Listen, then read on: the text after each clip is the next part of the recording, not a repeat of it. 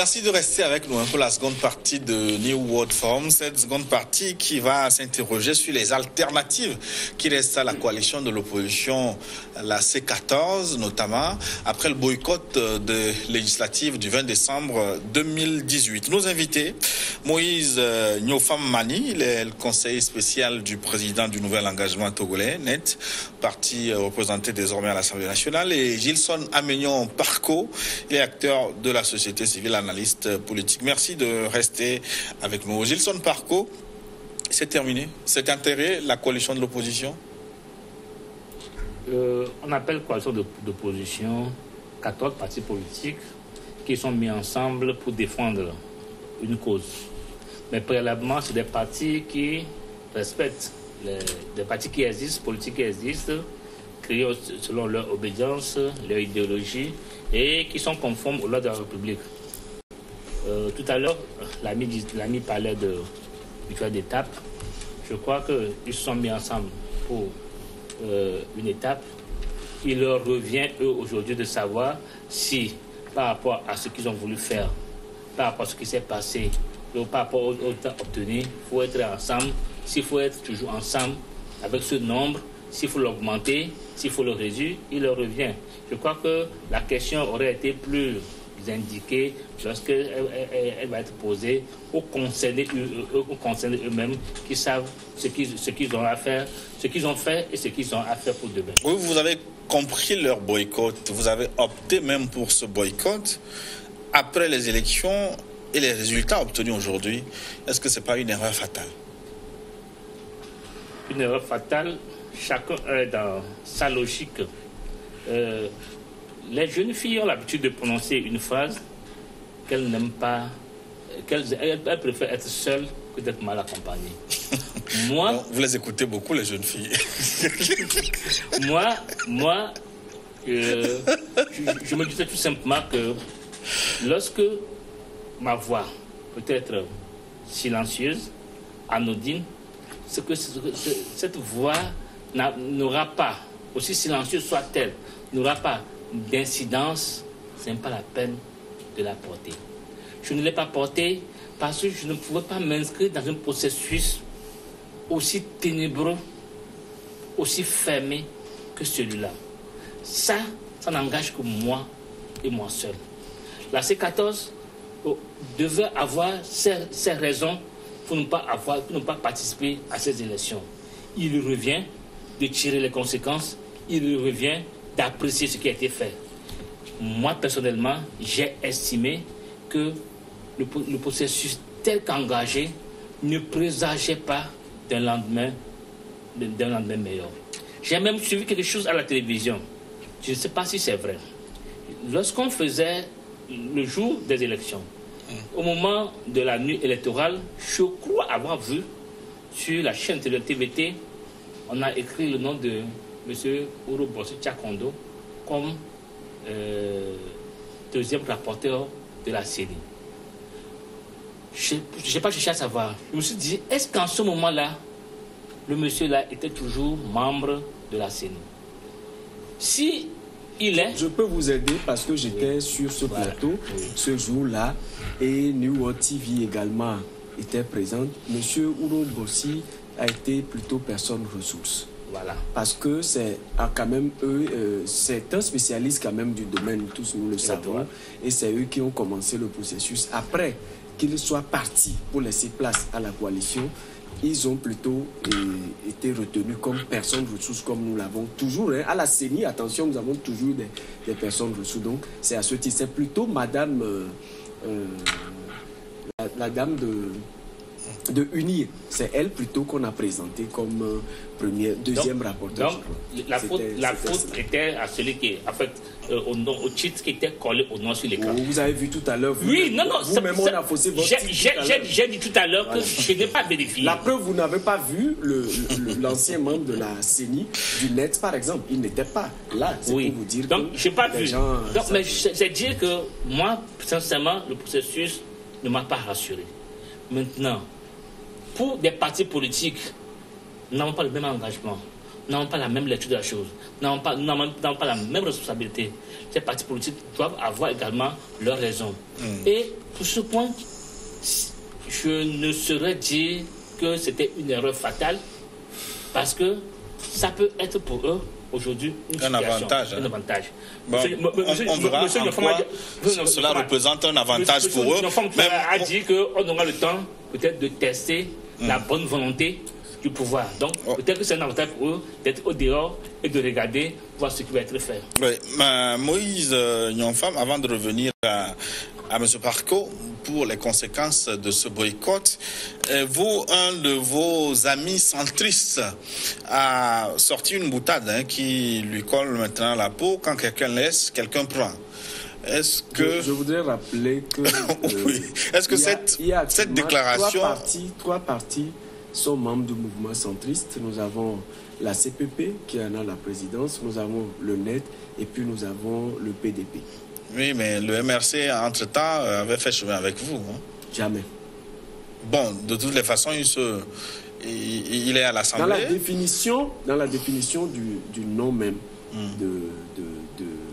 du MRC, c'est mouvement républicain et centriste. De toutes les façons, il est à l'Assemblée nationale, il est élu. Je peux préciser, je crois qu'il existe une coalition du parti d'Abbas Kaboua, avec l'autre qui est parti, Amela, qui se réclame également du centrisme.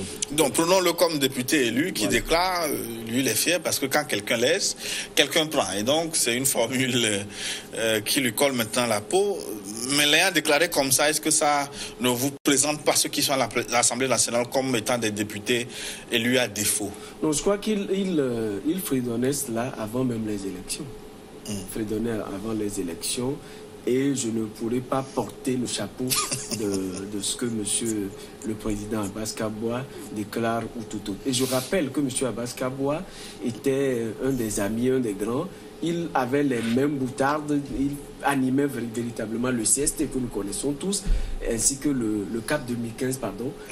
Donc, aujourd'hui, j'ai l'impression qu'il est en train de s'adresser à ses anciens amis. Mais ce n'est pas faux non plus ce qu'il dit. Les autres ont laissé, vous avez pris. Les autres ont laissé, nous avons pris. Pour nous, honnête, non. Parce qu'en 2013, nous étions déjà aux élections. Et vous n'avez rien pris? Nous n'avons rien pris, et en 2018, nous avons programmé aller aux élections, pas en nous attendant à ce que la C14 boycotte ou pas.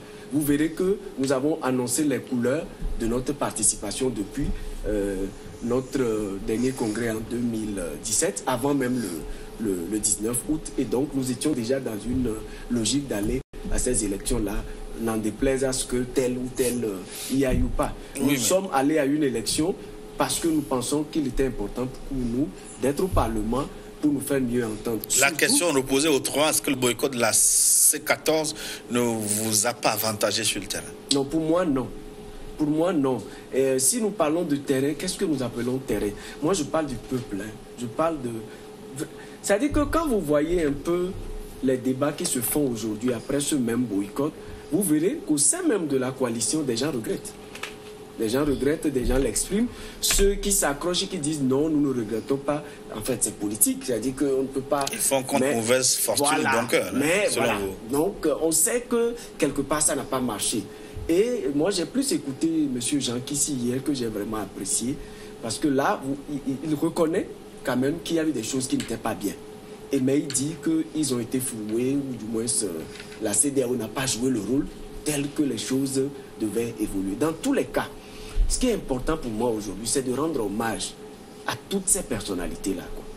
Depuis le début du processus démocratique au Togo, nous avons eu des hommes et des femmes de grande valeur qui se sont battus pour que nous ayons même cette constitution dont nous voulons encore l'amendement aujourd'hui.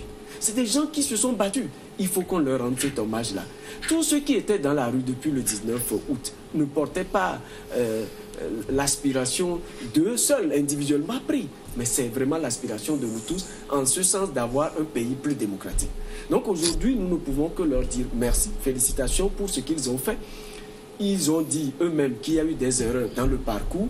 Si aujourd'hui la C14 doit continuer en tant que C14, parce que n'oubliez pas, le CAP 2015 n'est pas encore dissous, le CAP 2015 existe toujours. Donc s'ils doivent continuer par exister, il faut faire un inventaire, comme M. Fulbert Atisso, par exemple, l'a proposé, comme le CAR et certains d'autres le disent également, pour voir un peu qu'est-ce qui a été bon, qu'est-ce qui n'a pas été bon. Ils essayent d'améliorer et de nous faire avancer. Dans tous les cas, moi, j'aurais voulu que cette coalition, en l'état ou sous une autre forme, reste un moyen de pression sur le Parlement actuel pour dire ce n'est pas parce que nous n'étions pas aux élections que nous renonçons à notre volonté de voir les réformes effectives. Et donc, ils peuvent mettre la pression pour que nous puissions aboutir à ces réformes-là. C'est en cela que nous, qui serons au Parlement pour voter les réformes, et eux qui seraient derrière, pour pousser toujours pour avoir les réformes, nous aurions rendu service à ce pays-là. Gilson, par contre, vous parliez d'un certain avantage de la coalition de l'opposition qui a boycotté les élections. Cet avantage, franchement, il n'est pas évident à voir. Je parlais tout à l'heure que chacun de son côté doit faire à ses objectifs et par rapport à ses objectifs, doit faire la lecture de sa responsabilité. Aujourd'hui, la question de la bonne foi et de la responsabilité du pouvoir est posée. Ça signifie que, comme l'a dit tout à l'heure Moïse, le pouvoir a toute la manette pour effectuer les réformes. Donc, ne pas l'effectuer, ça signifie que le pouvoir est devant sa responsabilité. Mais là encore, l'effectuer et l'effectuer effectivement selon l'aspiration pour des Togolais. Mais là, aujourd'hui, la C14 a la possibilité d'être là, de regarder. Il parle de groupe de pression, de groupe de pression et sur le gouvernement et sur le Parlement, parce que c'est des organisations politiques qui ont droit de vivre dans la cité, d'exercer toutes les stratégies possibles, légales et constitutionnelles. Donc, et ils sont là, ils ont la possibilité d'observer. Mais ils ont perdu quand même des tribunes importantes comme l'Assemblée nationale, où ils sont représentés dans des organismes internationaux, le chef de file de l'opposition. C'est des avantages matériels et institutionnels qui sont quand même... Peut-être que parce que je ne suis pas dans un parti politique. Personnellement, je me dis que parfois, à vouloir avoir quelque chose, tu l'auras sans avoir ce dont tu as besoin. Je n'ai pas compris. Oui, c'est être présent sans être présent. À quoi ça sert? Il faut avoir le courage parfois d'être absent pour être présent demain. On m'a parlé, tu parleras du terrain, il parlera du peuple. Mais je dis, il faut savoir s'organiser, il faut savoir assumer ce pas de... Ce que moi, personnellement, j'apprécie au niveau de la C14, c'est que des gens ont pris une décision qu'ils assument. Il faut qu'ils assument avec les conséquences irrelatives. Mais tous n'assument pas, parce qu'on a commencé par avoir des départs. Maître Mohamed Tiassouna Traoré, par exemple, du MCD, a claqué la porte, il est parti. Oui.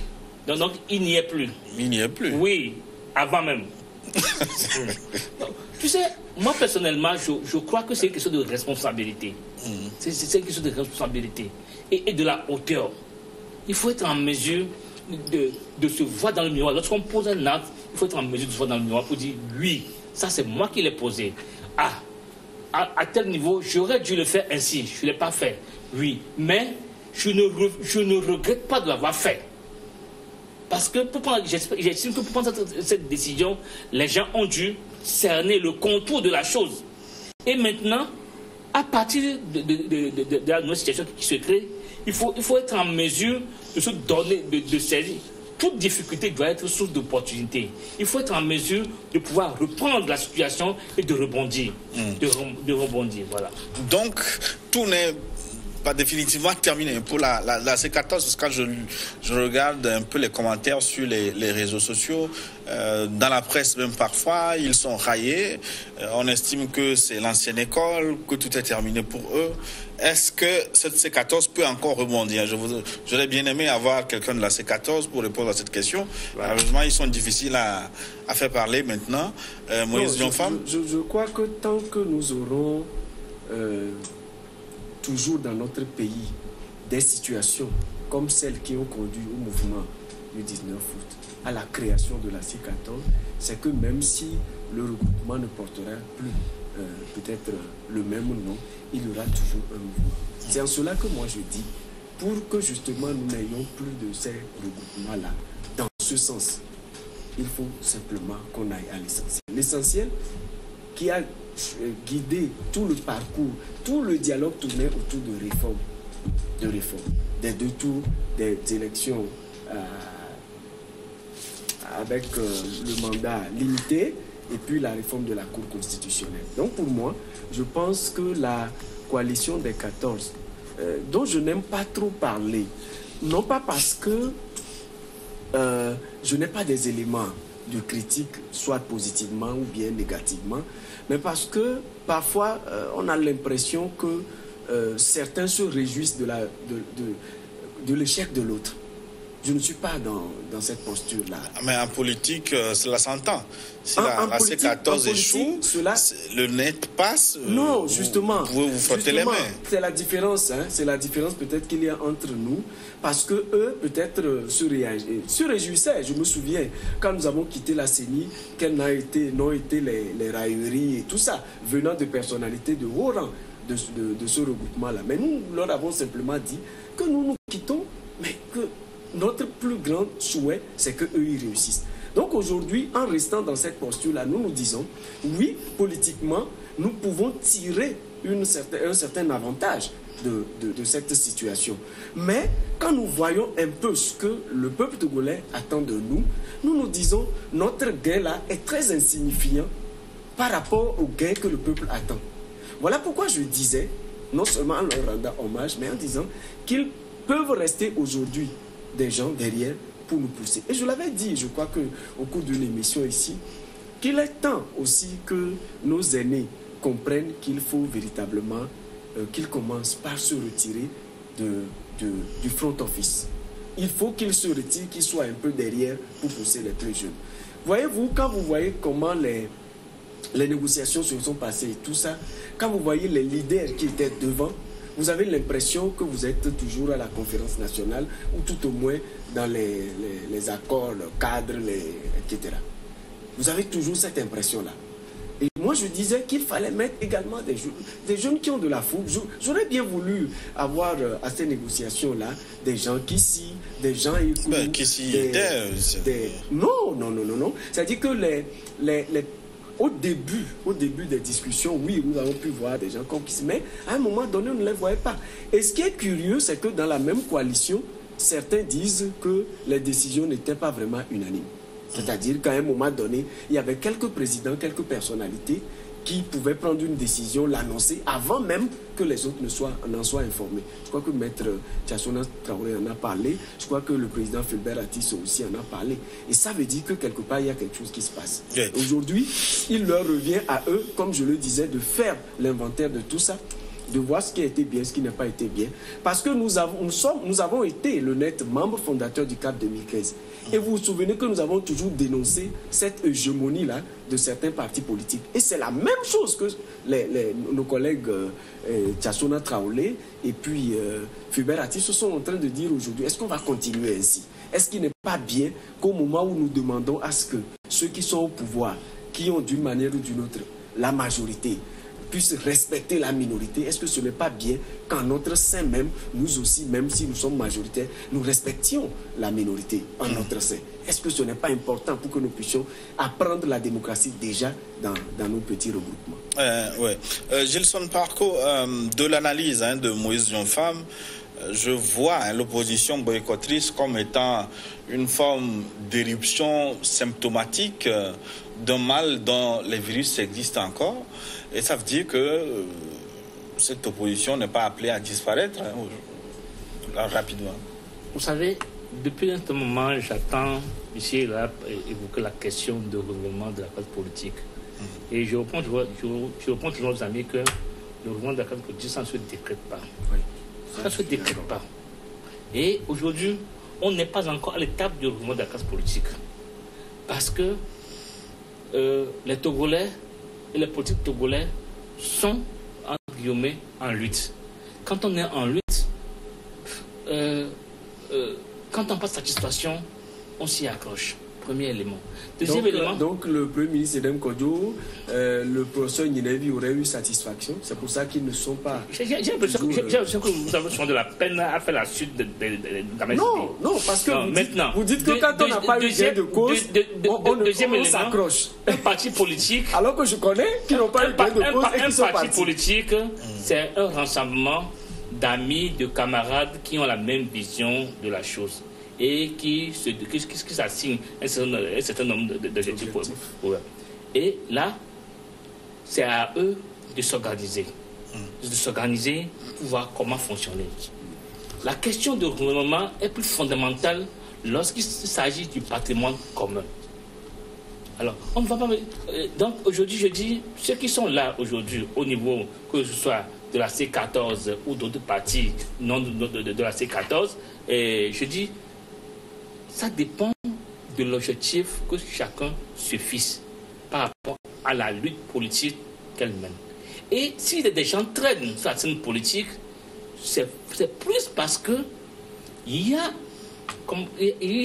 un objectif qui est fixé depuis des lurettes qui n'est pas atteint.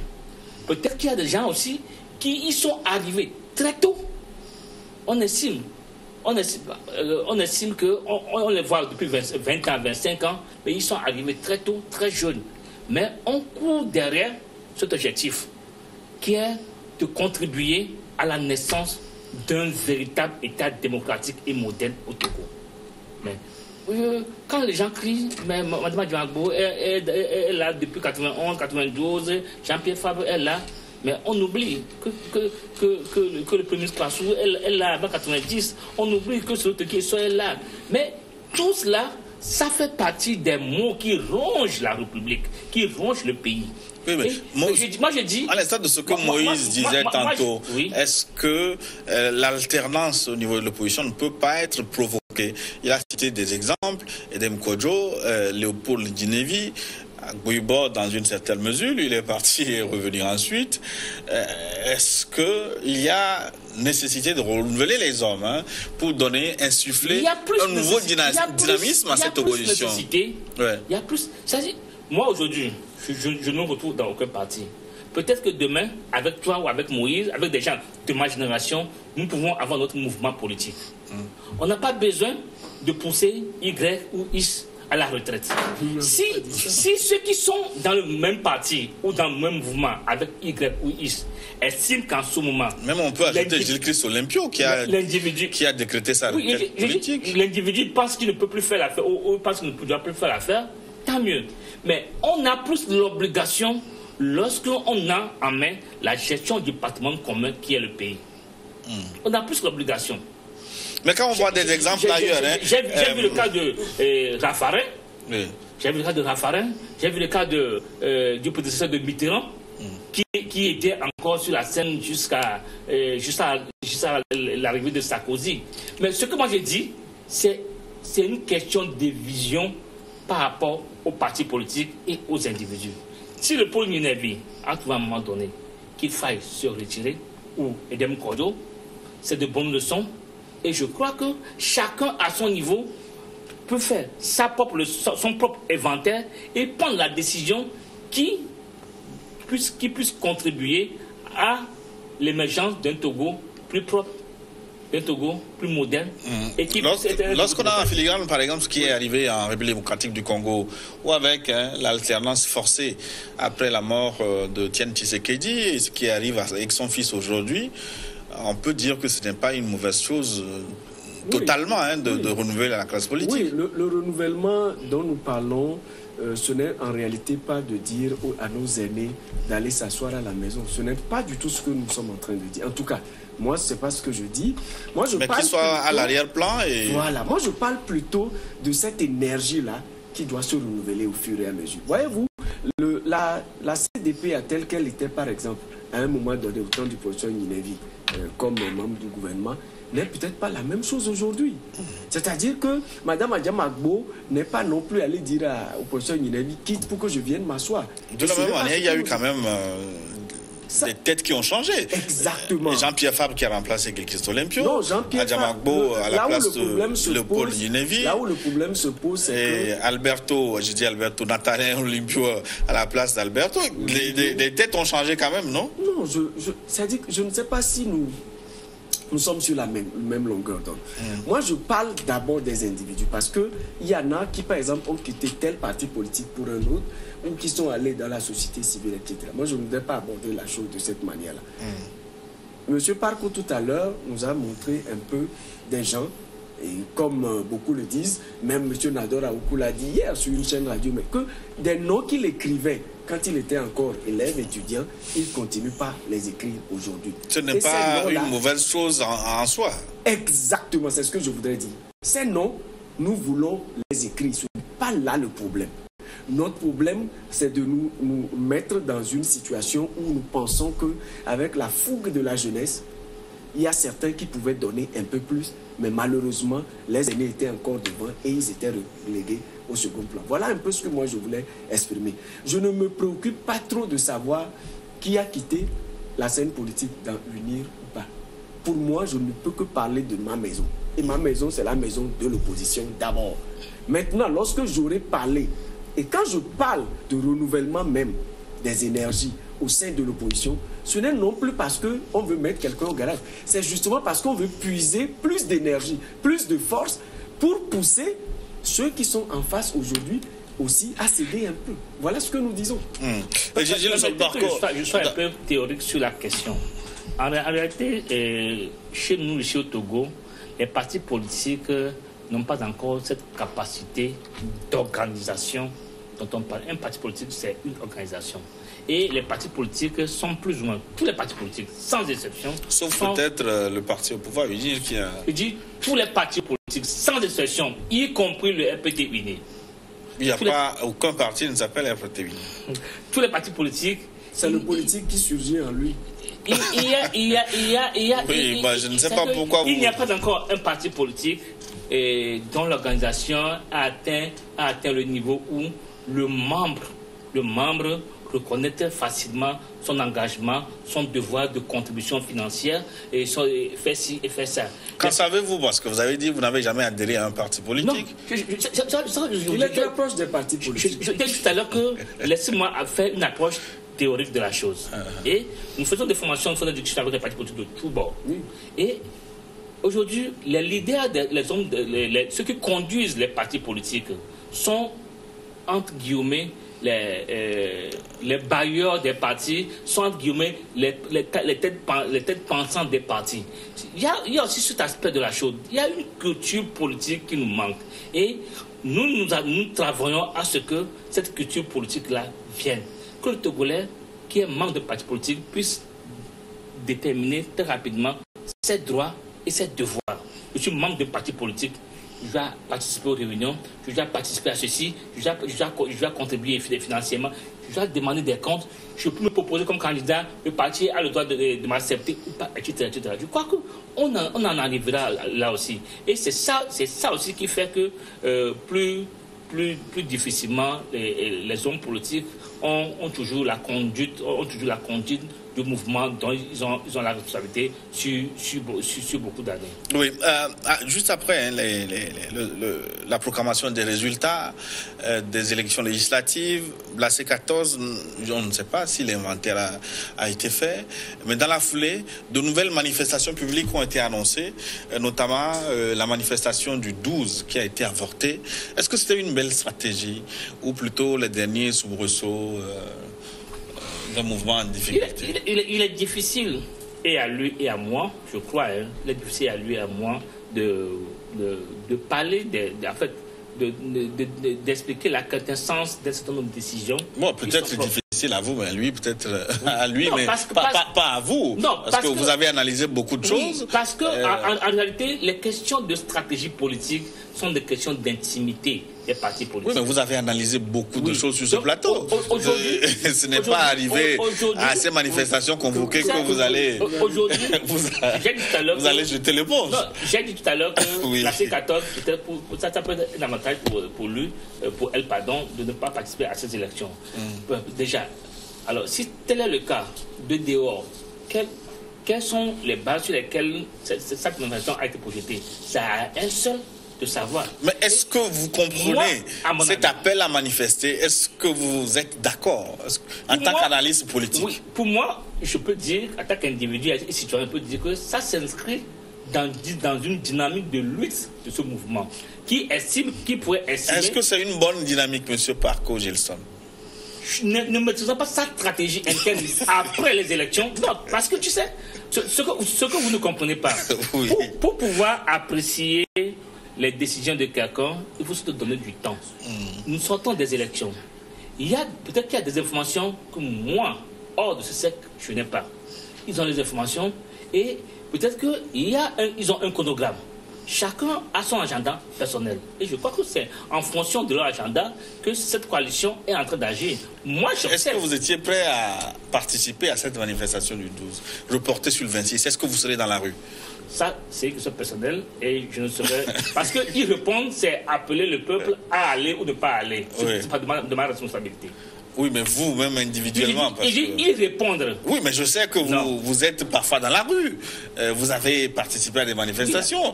Est-ce que vous y serez de nouveau? Ce qui engage que moi, je ne dois pas. Parce que je suis leader d'opinion aussi. Donc vous n'avez pas encore pris votre décision? Je dis, je suis leader d'opinion et je ne dois pas de prendre des réponses qui peut engager cette opinion que j'incarne. Participer à une marche, ce n'est pas privé parce qu'on vous voit dans la rue, parfois des photos sont prises. Ça n'engage que vous. Oui. Monsieur Yonfa. J'ai eu l'impression que mon cher ami est un peu essoufflé à chaque fois que nous revenons sur la question de la C14 et de bonne guerre. La coalition a projeté de faire des manifestations. Et selon la loi, elle a écrit au ministre de l'administration territoriale pour lui annoncer effectivement qu'elle allait tenir les manifestations. À Lomé, les itinéraires ont été définis dans la lettre. Mais quand vous lisez la lettre, non seulement les préfectures qui devraient abriter les autres manifestations n'ont pas été citées, mais on n'a pas non plus dit les itinéraires. Alors, est-ce que la loi les oblige à décrire les itinéraires et là où la chose doit se faire? Oui, je crois. Donc ça veut dire qu'il y a eu une erreur du côté de la coalition. Est-ce que l'erreur était comme ça ou bien c'était bien... C'était une erreur planifiée? Je ne saurais le dire. Maintenant, le ministre de l'administration répond et dit, puisque je n'ai pas les itinéraires pour les autres villes, je ne sais pas là où vous allez marcher pour que je puisse mettre la force publique à votre disposition, eh bien vous ne pourriez marcher cette fois-ci qu'à Lomé. Alors la coalition annule les marches. J'en tire deux leçons. La première, c'est que, et par rapport aux analyses que les leaders de la coalition ont eu à faire après ce report-là, je constate que la coalition nous dit on voulait marcher, le pouvoir nous a empêchés, eh bien nous avons reporté. Vous voulez dire que cette interdiction, cette annulation était souhaitée, hein? Mais je constate que une coalition qui veut marcher, que nous savons tous a marché dans ce pays, et nous savons aussi, nous ne voyons pas la face, une marche, lorsque vous la projetez de cette manière, vous voulez atteindre un certain nombre d'objectifs.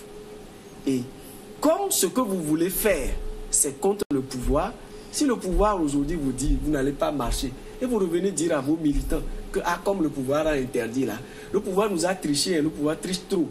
Mais bon, ok, on ne va plus marcher, on va reporter sur 2 semaines, pas sur une semaine. Sur 2 semaines, moi ça me fait me poser des questions. L'autre leçon que j'en tire, c'est que je me rends compte effectivement que nous sommes arrivés à une nouvelle année véritablement. Et j'ai l'impression que l'année nouvelle nous réserve des surprises de tous bords. Gilson Parko? Par rapport? Vous n'avez pas de commentaire sur ce qu'il dit? Non, pas du tout. J'estime que les gens ont programmé des manifestations et il y a eu des correspondances avec l'autorité.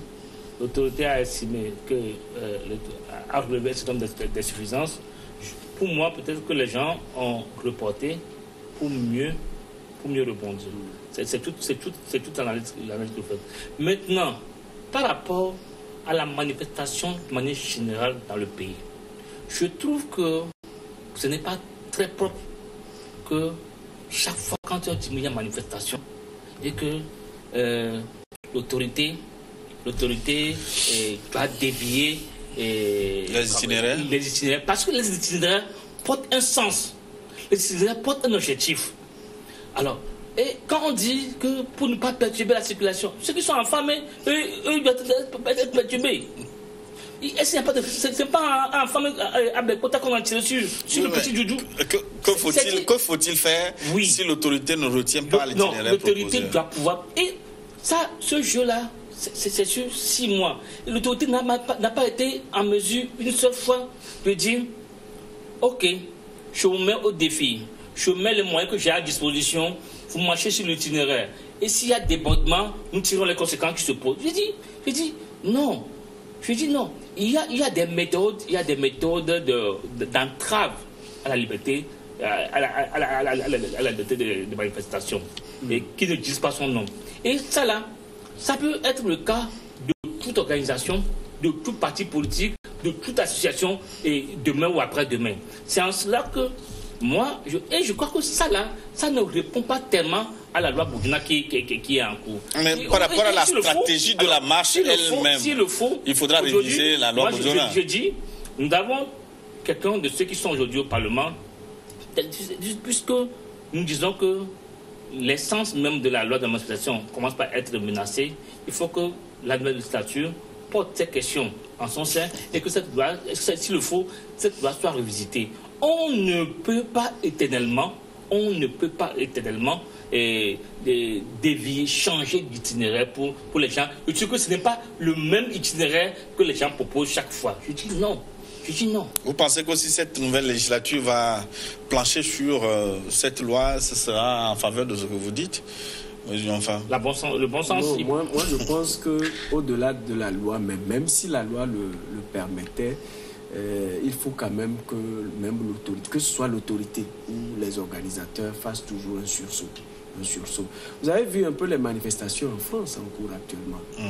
Il est arrivé à un moment donné où des lieux qui étaient autorisés, mais ont été interdits d'accès. Pourquoi? C'est parce qu'à un moment donné, vous savez, moi je n'ai pas les mêmes renseignements que le SRI ou je ne sais pas les services de renseignement. Les services de renseignement, je n'ai pas leurs renseignements. Ça, honnêtement. Et le fait aussi que ce soit eux seuls qui aient les renseignements fait qu'ils peuvent profiter pour nous dire il y a danger ici alors que peut-être il n'y a pas danger. Je le dis toujours, ce qui m'importe, c'est nous-mêmes.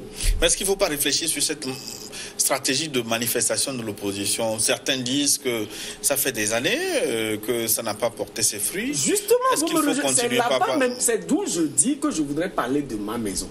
Moi, j'ai plus l'habitude de parler de ma maison opposition. Je dis, nous sommes dans une situation où même un président de ce regroupement dit, avant que nous ne reprenions les marches, il faut qu'on fasse un inventaire des anciennes marches. Il faut qu'on se demande, mais attends, est-ce que c'est l'autorité qui va à chaque fois nous dévier, nous canaliser pour atteindre l'objectif que nous nous fixons?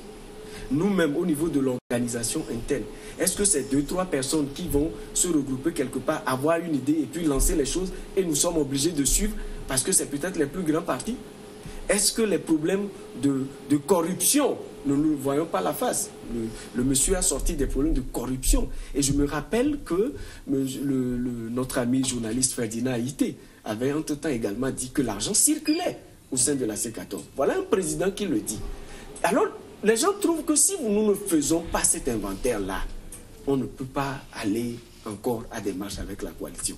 Et l'autre formule pour certains, pour peut-être voiler un peu cette nécessité de faire cet inventaire-là, c'est de dire nous allons créer un mouvement plus grand et alors nous allons oublier tout ce qui s'est passé.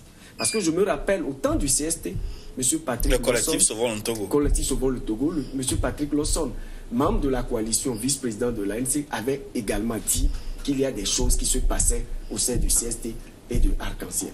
Aujourd'hui, depuis qu'il l'a dit, on n'a jamais fait l'inventaire pour savoir qu'est-ce qui s'est passé. Rien. On a continué, on a eu le CAP 2015.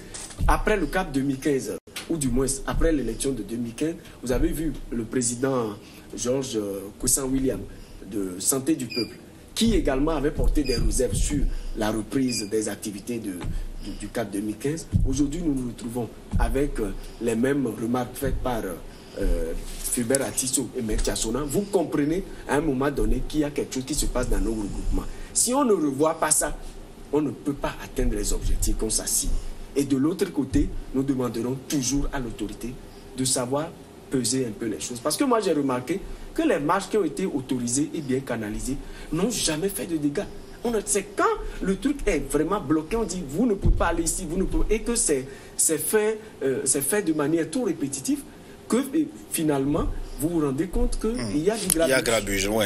On va terminer cette émission, Gilson Parco, en évoquant une dernière réunion comment on l'appelle, de la conférence des évêques du Togo. Vous êtes également très proche des évêques, qui disent désormais qu'ils vont appeler un chat. Ils appellent les prêtres à s'engager davantage pour la résolution des problèmes au Togo. Qu'est-ce que ça veut dire? Explication de test. Vous avez les tests? J'ai été parti du test. Vous avez le test? J'ai lu, j'ai parcouru, j'ai lu des articles de presse. D'une manière générale, la doctrine sociale de l'Église catholique invite l'Église à être porteur des joies et des souffrances du peuple au sein duquel sont issus ces pasteurs. Et je crois que c'est cet accompagnement que fait également la conférence des évêques du Togo, même en temps normal, à travers sa commission justice et paix, à travers le CDI, et on l'oublie souvent, à travers les écoles, les structures sanitaires, les centres de formation, etc. Elle veut être plus audacieuse. Qu'est-ce que ça veut dire? C'est bien. La conférence des évêques du Togo, à mon analyse de la situation, a estimé qu'il y a eu des périodes où elle aurait dû sortir d'une démarche peut-être diplomatique pour parler sans langue de bois. Mais elle a toujours parlé sans langue de bois. Certains l'ont critiqué d'ailleurs et estimé que c'était un nouveau parti politique. Cette conférence estime qu'elle aurait dû. Ça signifie que peut-être qu'il y aura une forme de... C'est des supputations. Il y aura une forme de communication, peut-être qu'il y a une forme d'action. Mais d'une manière générale... Elle ira un peu plus loin comme la CENCO, à la République démocratique du Congo par exemple. Elle a été comment? Enfin, ce que vous savez. Vous savez, quand on pose... J'ai écouté même des gens que je respecte disent qu'ils s'occupent de leur église, etc. D'une manière générale,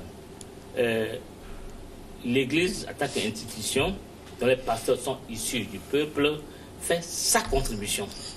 Et cette conférence estime aujourd'hui peut-être qu'il faut réorienter. Quand on dit qu'on appellera le chat par le chat, nul ne sait exactement quelle orientation ça va prendre. Donc, attendons de voir les prochaines sorties.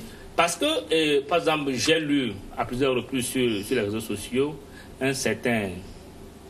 Moi, je n'ai pas lu, donc ce n'est pas la peine de donner le nom. Vous pouvez parler du contenu. Un certain révérend père Jean-François qui publie comment appelle-t-on, qui publie des messages à l'endroit de la conférence.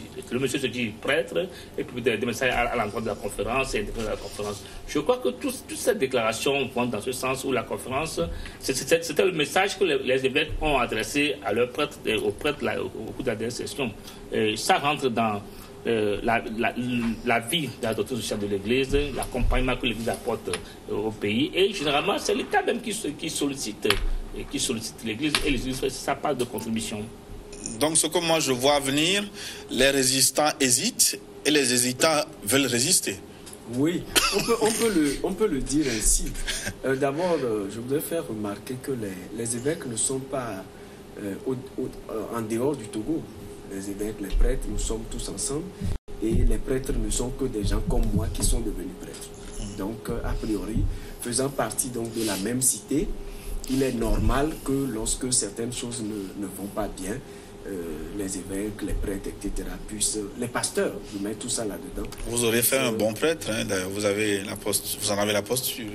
Par contre, je souhaite que la conférence des évêques du Togo intervienne partout où il y a l'injustice. Ce que je voudrais dire, c'est qu'actuellement, dans notre pays, il y a aussi cette forme-là où on a l'impression qu'on voit trop le mal simplement d'un côté ou du côté de l'autre. Pour moi, il y a d'énormes injustices dans notre pays, le Togo. Il y a d'énormes injustices dans l'Église. L'Église catholique à laquelle j'appartiens, il y a d'énormes injustices.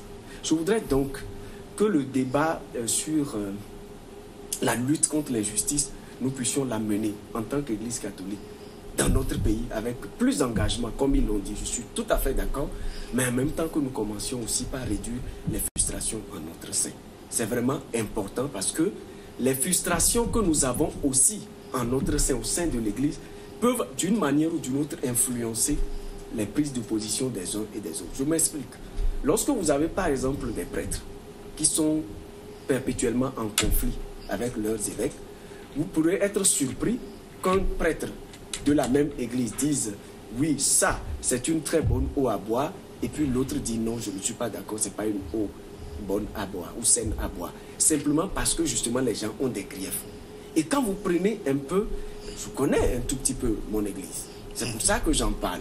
Donc je dis, je suis tout à fait d'accord que les évêques puissent venir à un niveau un peu plus supérieur, mais pas aussi vouloir ressembler un peu à la Cinco.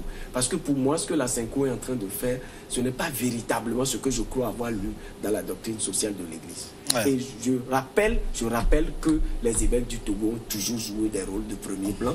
Aujourd'hui, je leur demande de faire plus, mais de ne pas oublier la prudence et la sagesse de l'Église. Il me plairait de consacrer la prochaine émission, le prochain forum à cette thématique, hein, en faisant venir les responsables de la Confédération des évêques du Togo. Peut-être que Moïse, enfin, ce parcours va nous y aider.